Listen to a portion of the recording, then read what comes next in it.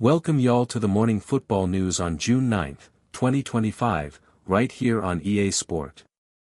Last night, the UEFA Nations League officially wrapped up with two emotional final matches, the big championship game and the third-place playoff. These were the kind of matchups fans have been waiting for, top teams from across Europe going head-to-head. Portugal crowned UEFA Nations League champs after penalty shootout. France take down the German tank in style. Italy's coach shown the door after 0-3 loss to Norway. Chelsea seal the deal for keeper Mainin. And that's just the start, we've got plenty more hot news coming your way. Let's dive in. Let's take a look at the main highlights.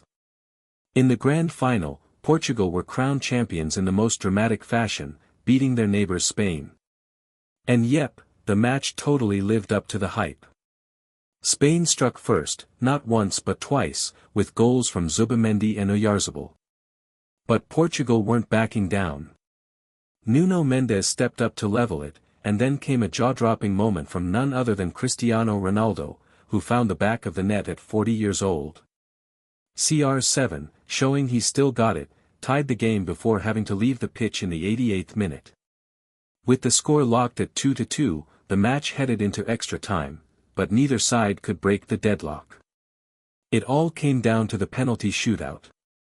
And here's where it got wild, only one miss, and it came from Spain's Alvaro Morata, whose shot was brilliantly saved by Diogo Costa. Then came the final blow, Ruben Neves nailed the decisive penalty, sealing a 3-2 shootout win for Portugal. That means they've now lifted the UEFA Nations League trophy for the second time in their history. What a night!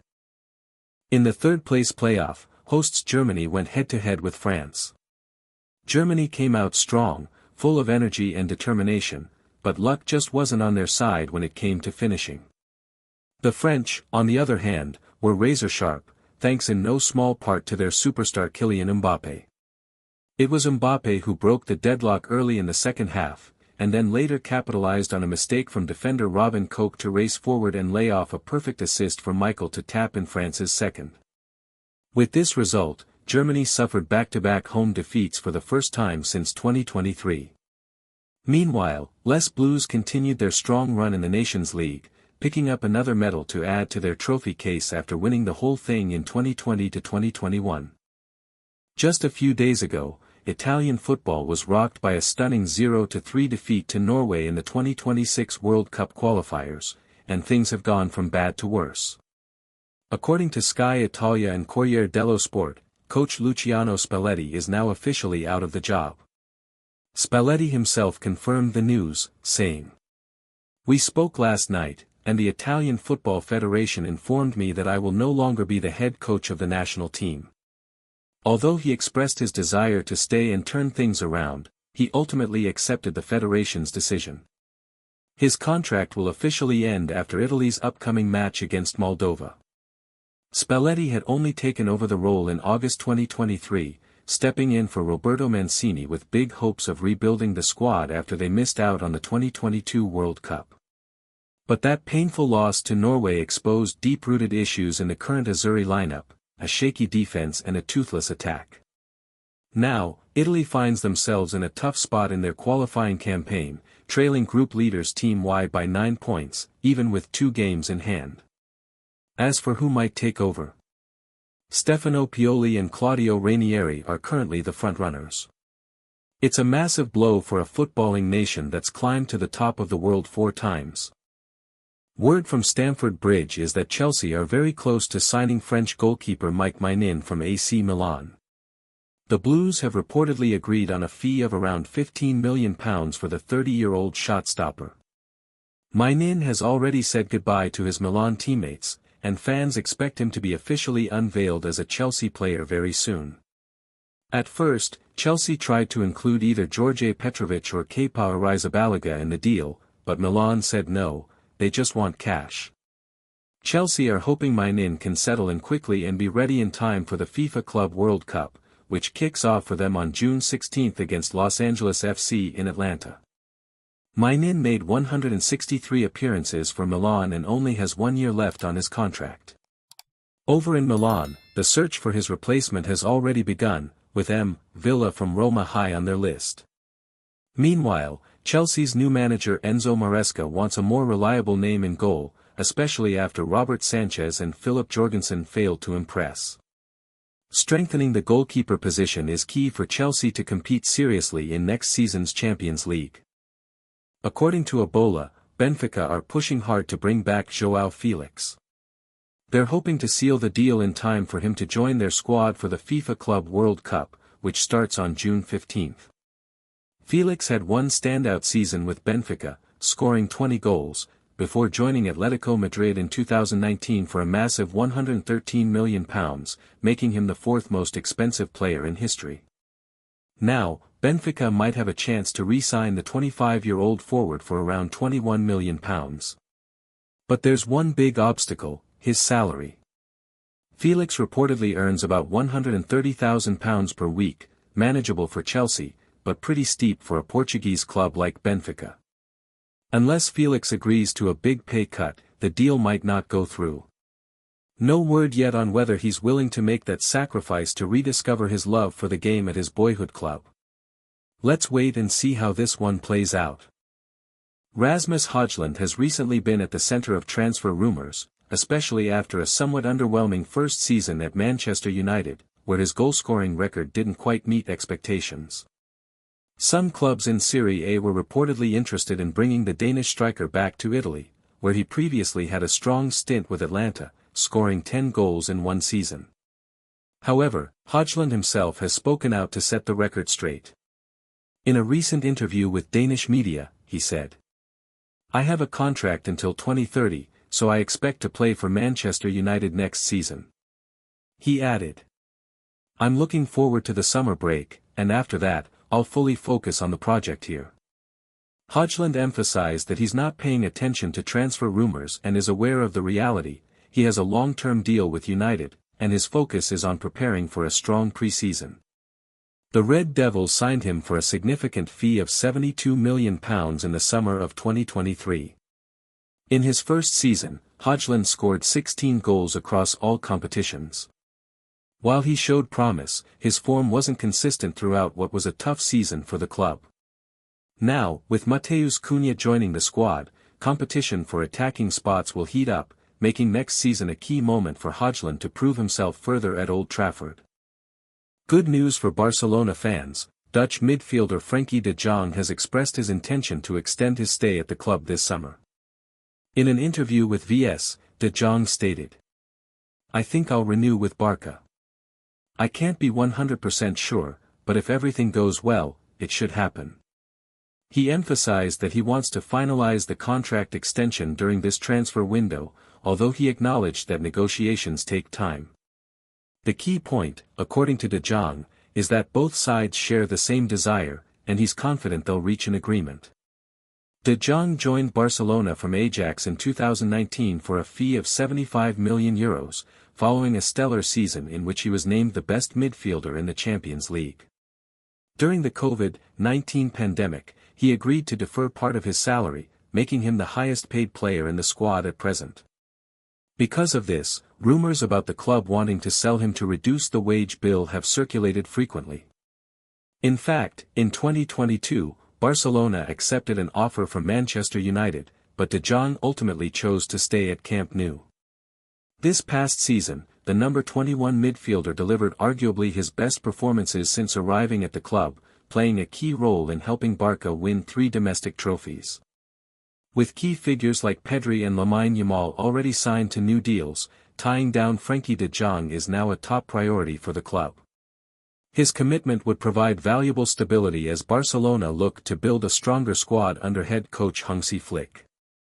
In a shocking development, Robert Lewandowski has announced he will no longer play for the Polish national team as long as head coach Michael Probiers remains in charge. The Barcelona striker declared he has completely lost faith in the manager's leadership.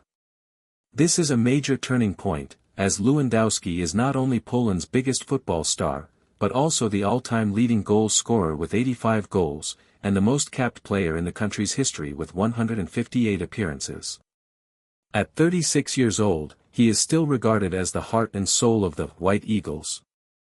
Lewandowski's absence from Poland's June 2025 friendly matches against Moldova and Finland was initially attributed to physical and mental exhaustion after the club season.